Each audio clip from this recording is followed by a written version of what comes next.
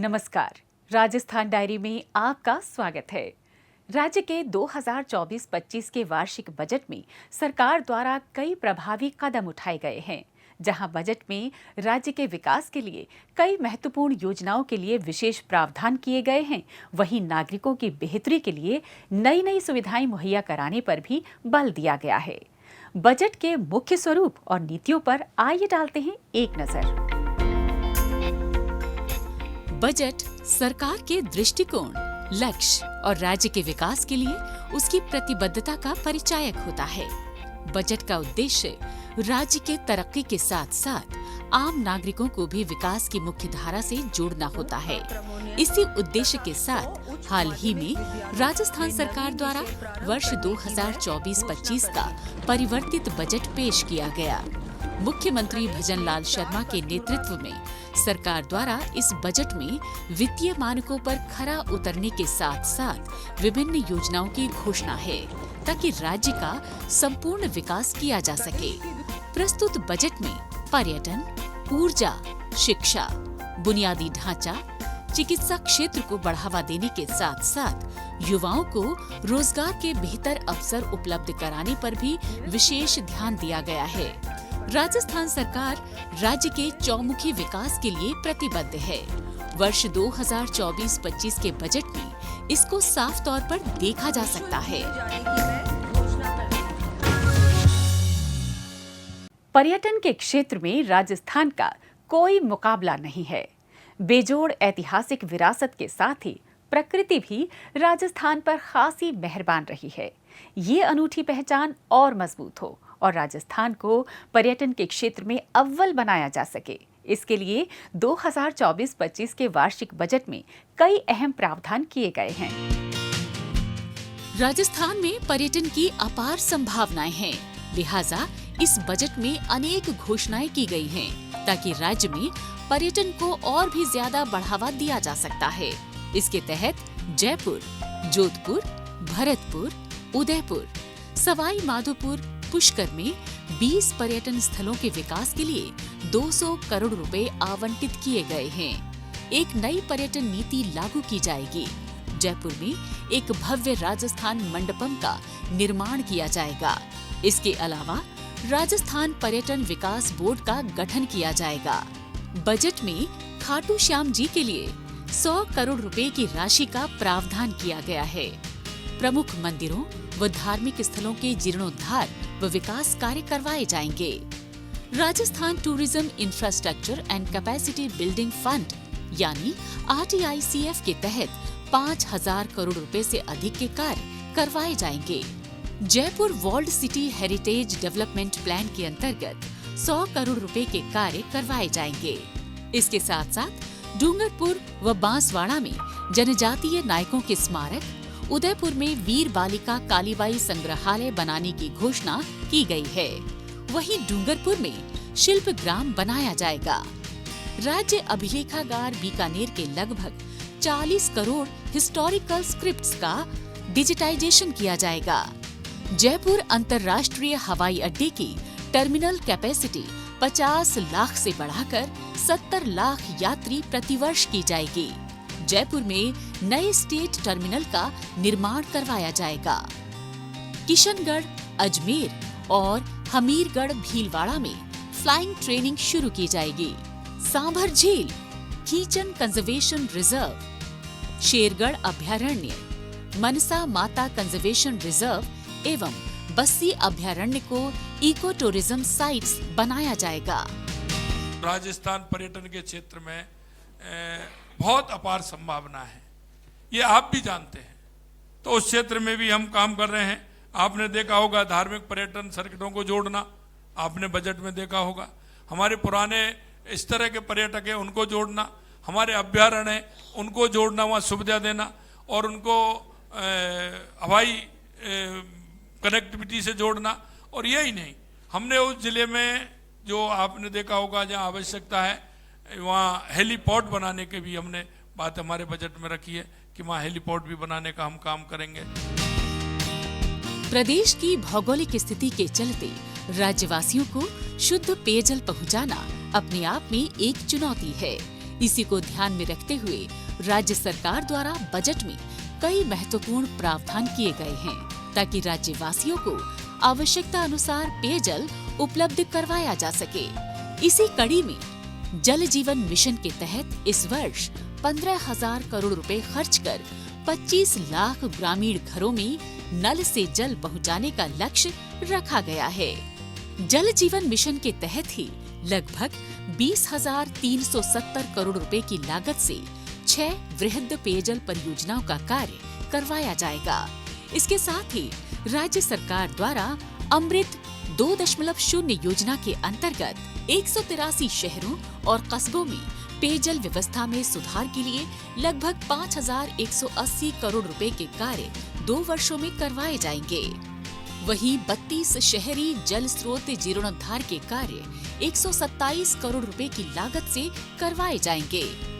अजमेर शहर की पेयजल आवश्यकता की पूर्ति के लिए सर्विस रिजर्वायर निर्माण, नसीराबाद से नौसर घाटी और कोटड़ा क्षेत्र तक पाइपलाइन का कार्य करवाया जाएगा। टोडा रायसिंह, केकड़ी, देवली, मालपुरा व अलीगढ़ टोंक के लिए शहरी पेयजल योजनाओं में 50 करोड़ रुपए से अधिक की लागत से उच्च जलाशय, पाइपलाइन आदि के कार्य करवाए जाएंगे। विभिन्न शहरी एवं ग्रामीण क्षेत्रों में पेयजल आपूर्ति व पाइपलाइन संबंधी कार्य करवाए जाएंगे। प्रत्येक विधानसभा क्षेत्र में आवश्यकता अनुसार 2 वर्षों में 20-20 हैंडपंप व 10-10 ट्यूबवेल्स लगाई जाएंगी। हमारी ये सरकार बिजली और पानी के लिए कटिबद्ध है, क्योंकि आप भी जानते हैं और आप भी सभी राजस्थान के रहने वाले हैं कि राजस्थान के अंदर पानी की बहुत बड़ी समस्या है। हमने वायदा किया है कि हम 15,000 करोड़ रुपए व्यय करके 25 लाख ग्रामीण क्षेत्रों में नल से जल पहुंचाने की व्यवस्था करेंगे। ये हमने आज हमारे बजट में कहा है। हमारा विजन कि आने वाले समय में विकसित राजस्थान बने।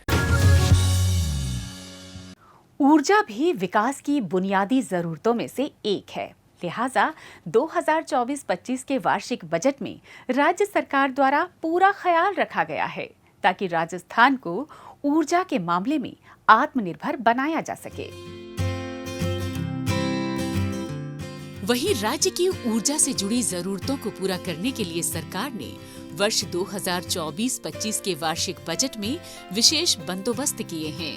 इसके तहत राज्य सरकार द्वारा वर्ष 2031-32 तक परंपरागत स्रोतों से 20,500 मेगावाट क्षमता और अक्षय ऊर्जा के स्रोतों से 33,600 मेगावाट क्षमता का उत्पादन सुनिश्चित करने के लिए कार्य किया जाएगा।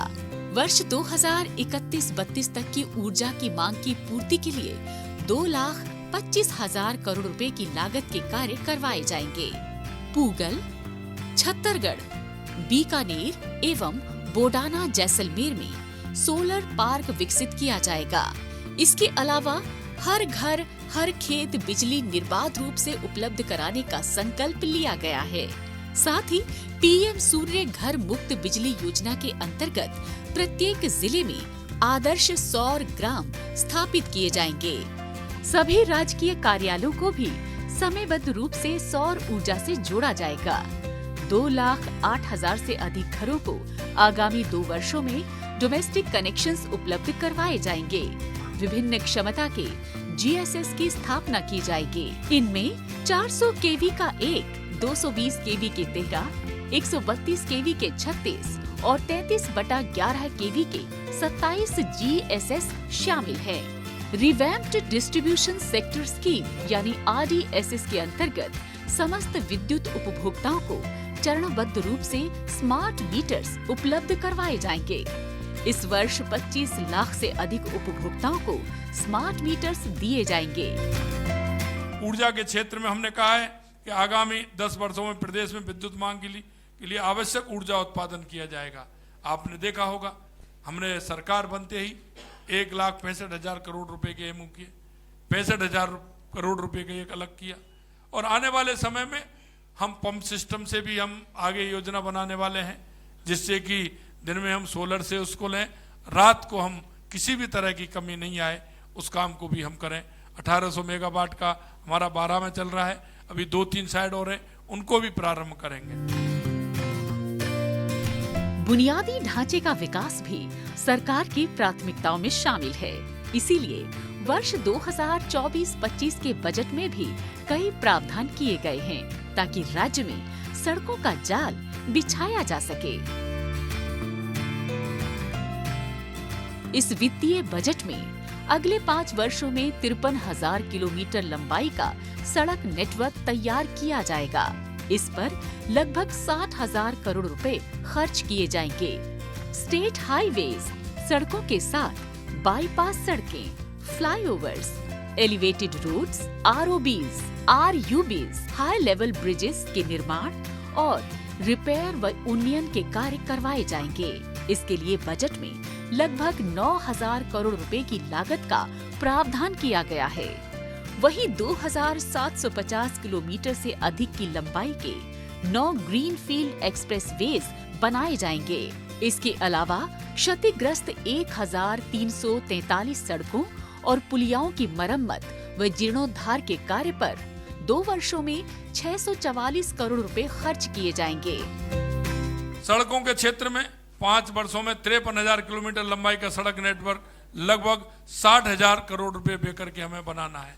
कई हमारे प्रदेश में इस तरह के हैं, हाईवे भी हैं, लेकिन आज आवश्यकता है दूसरे कॉरिडोर की, तो हमने नए कॉरिडोर बनाने की भी बात है। हमने हमारे उपखंड से जिले स्तर की जो सड़कें हैं वो सिंगल हैं, उनको भी हमने कहा है कि उनको 2 लेन बनाएंगे, उनको भी पूर्ण करेंगे, उसमें भी हम काम करने वाले हैं। मतलब बहुत साफ है कि राज्य की उन्नति सरकार की सर्वोच्च प्राथमिकता है। बजट में इसकी झलक साफ तौर पर दिखाई दी। जाहिर है सरकार द्वारा की जा रही कोशिशों की बदौलत राज्य की तरक्की को तो पंख लगेंगे ही, आम जन का जीवन भी खुशहाल बनेगा।